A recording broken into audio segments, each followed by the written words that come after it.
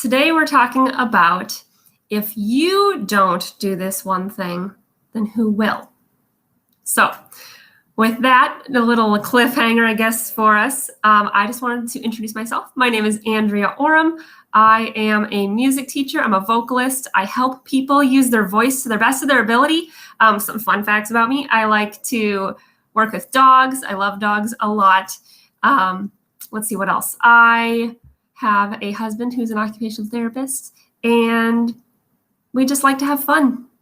We like playing strategy board games and stuff like that. So that's a tiny bit about me.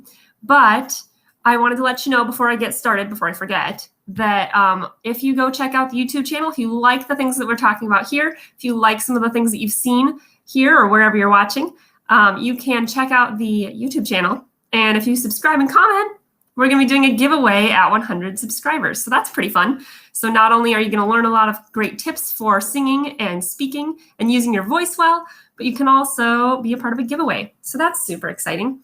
And with that, we should get started on our topic for today. So if you don't do this one thing, who will?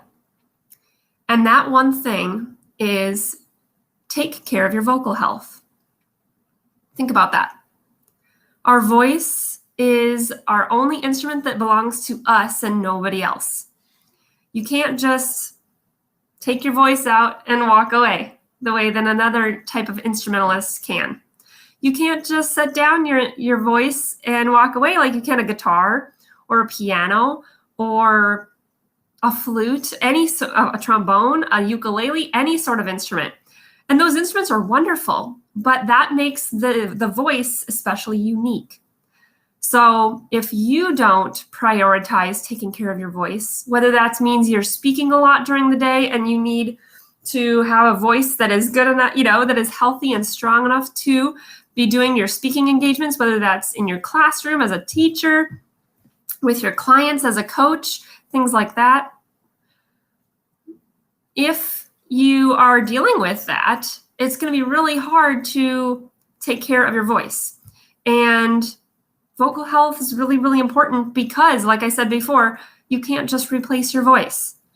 So if you don't take care of your voice, if you don't prioritize staying hydrated, if you don't prioritize using your voice well so that it doesn't get so exhausted every day, if you don't prioritize keeping it healthy and strong so that you don't have issues down the road, because there are such things as vocal nodules and other not so great stuff. I know people who've had vocal surgery because they didn't prioritize taking care of their voice right away, when they were young or when they were, using it a lot and not being careful. So if you don't prioritize that, who's going to? It's not going to be your voice teacher necessarily, although you want a voice teacher or a voice coach who's going to be prioritizing that.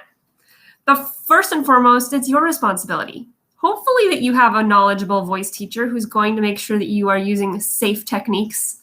That's where I come in for my clients and my students. I'm always about making sure that they're doing whatever technique that they're working on in a super healthy way. But it's also not your boss's responsibility. If you have a really high vocal job, like, talking on the phone all the time, answering the phone, or being a hairdresser, where you're talking to your clients all the time. I have people like that in my client base who I'm working with because they're the ones who are prioritizing their vocal health and learning how to use their voice in a healthy, strong way. Nobody else can do that for them, right? It's not the job of your spouse. It's not the job of your kids. If they're being loud and you're having to speak over them, it's your job to take care of your voice and to make sure it's healthy and strong for decades to come.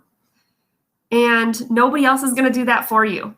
So I encourage you to, if you do struggle with that, if you are in a job where you're using your voice a lot, or if you do struggle with your voice being tired a lot, or just feeling tight, feeling tension, I implore you to get some help in learning about how to keep it healthy and strong.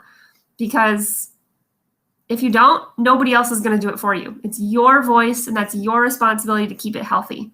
And you want that because you can't replace your voice.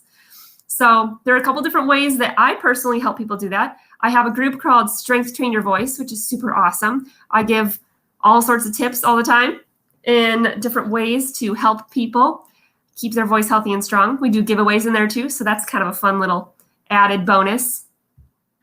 You can also, if you're like, I really just want to get going on this in a very personalized way to make sure that I'm addressing my specific concerns that I don't even necessarily know about because I'm not a vocal specialist, right?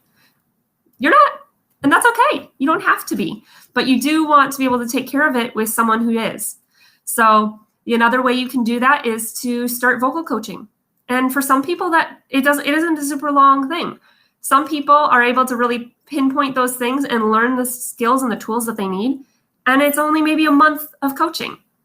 For other people, it might be longer. It really depends on the issues that person is facing and what they have to overcome, how they experience their voice. Experiencing the voice is a very personal thing for people. How you hear yourself, how you engage with those different techniques based on what you experience kinesthetically or in your body.